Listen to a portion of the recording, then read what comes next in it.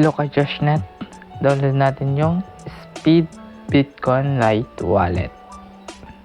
A few minutes later. After natin ma-install, open natin yung application.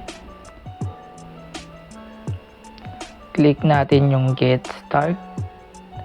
And next lang natin. And connect natin yung Google or email natin. After ma-connect yung Google natin, may lalabas na few more details. Lagay lang natin country, state, and meron din tayong referral code. Optional lang kung gusto mong ilagay yung referral code or ilalagay ko na lang sa description yung code. Click natin yung submit. Dito lalabas yung dashboard natin. Meron siyang BTC, USDT, USDC, or Play. Click natin yung create BTC Lite address and click natin yung set up your LN or Lightning address. Type lang natin yung gusto nating username ng ating Lightning address. And click natin yung save. And click natin yung play. Dito, pwede tayong mag-earn ng token. Meron silang arcade, quiz, and fun zone. Click natin yung arcade. And click natin yung agree and continue all tracking and permission access. After natin ma-set up yung settings, lalabas na yung application or third party. Dito, gagawin lang natin yung mga tasks at magbibigay siya ng token.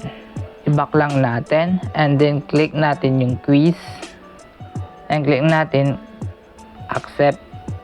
And dito, gagawa lang tayo ng task or mag-i-install tayo ng application. Click natin yung fun zone. And dito naman, gagawin lang natin yung mga tasks ng bawat application na ating i-install. Click natin yung apps. And dito, pipili lang tayo yung gusto nating laruin. And click natin yung shop. Meron naman dito yung mga gift card na pwede nating i-redeem gamit ang ating mga points. Meron silang Token Text, Smart, Gcash, ML, or iba pang gift card. Click natin yung rewards and let's get started. Dito naman meron tayong mga benefits. Click natin yung check all tier benefits. Meron silang welcome, bronze, silver, gold, or platinum. Click natin yung more and meron silang referral and earn or communities. Dito naman sa referral, meron tayong gagawin na task bago natin mabuksan yung code or link natin para maka-invite. Click naman natin yung community. Dito pwede tayong mag-join sa Telegram. Punta naman tayo sa settings.